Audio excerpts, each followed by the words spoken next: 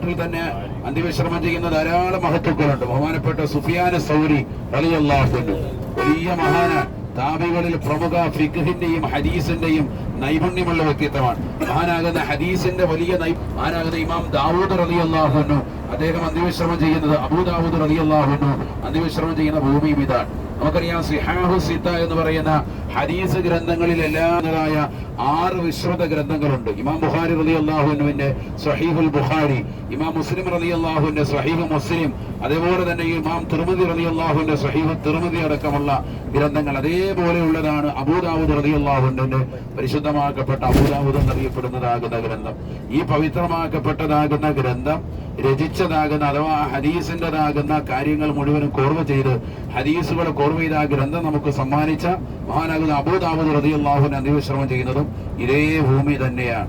ആലോചിക്കണം. അതുപോലെ തന്നെ സാബിത്തുൽ ബന്നാനി റളിയല്ലാഹു അൻഹു, അബൂബക്കർ സിജിസ്താനി റളിയല്ലാഹു അൻഹു, അനസ് ബിൻ മാലിക് റളിയല്ലാഹു അൻഹു, സമറത്ത് ബിൻ ജുന്ദബ് റളിയല്ലാഹു അൻഹു, ഉസ്മാൻ ബിൻ അബീൽ ആസിൽ സഖഫി റളിയല്ലാഹു അൻഹു, അബ്ദുല്ലാഹി ബിൻ മുഗഫൽ റളിയല്ലാഹു അൻഹു അടക്കമുള്ള ധാരാളം മഹത്തുക്കൾ.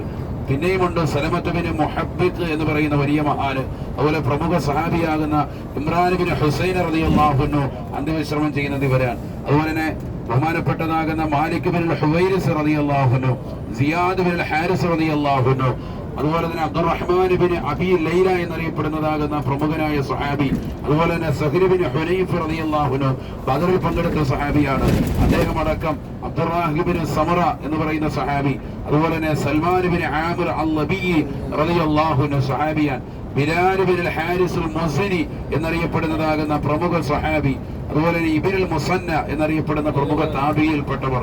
അബൂ മുഹമ്മദ് അൽ ഹരി അടക്കമുള്ള ആളുകളൊക്കെ അന്ത്യവിശ്രമം ചെയ്യുന്ന ഭൂമിയാണ് ബസ്ര എന്ന് പറഞ്ഞാൽ, ഞാൻ മുമ്പ് സൂചിപ്പിച്ചല്ലോ, കഴിഞ്ഞ ദിവസം പറഞ്ഞതുപോലെ ആയിരക്കണക്കിന് മഹത്തുക്കൾ, പ്രസിദ്ധരായ, ലോകം അംഗീകരിച്ച, വിലായത്തിന്റെ തലം തുറുത്ത, ഖുർആൻ നല്ലതുപോലെ മനഃപ്പാഠമാക്കിയ, ഹദീസിൽ നൈപുണ്യമുള്ള, പ്രവാചകന്റെ തിരുസുന്നത്തുകൾ പരിപൂർണമായി മുറുകെ പിടിച്ചുകൊണ്ട് ജീവിച്ച അത്യുഗ്രരാകുന്ന മഹത്തുക്കളാകുന്ന താബീകളും സഹാബത്തെ ഗ്രാമവും ഒക്കെ അന്ത്യവിശ്രമം ചെയ്യുമെന്ന ശ്രേഷ്ഠമാക്കപ്പെട്ട ഭൂമിയിലൂടെയാണ് നമ്മൾ സഞ്ചരിച്ചുകൊണ്ടിരിക്കുന്നത്. ബസ്ര എന്ന് പറയുന്നത് ഇറാഖിലെ ഒരു സ്റ്റേറ്റ് കൂടിയാണ്. അല്ലാഹു സുബ്ഹാനഹു വ തആല ഈ മഹത്തുക്കളുടെ എല്ലാവരുടെയും പൊരുത്തവും മദദും ഹിഫ്ദും നമുക്ക് ഏവർക്കും അല്ലാഹു നസീബാക്കുമാറാവട്ടെ.